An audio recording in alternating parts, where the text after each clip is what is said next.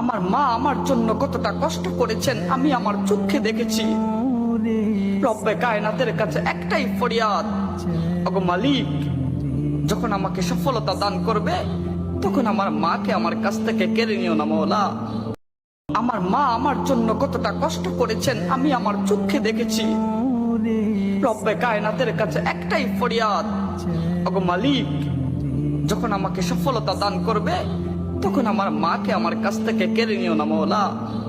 আমার মা আমার জন্য কতটা কষ্ট করেছেন আমি আমার চোখে দেখেছি।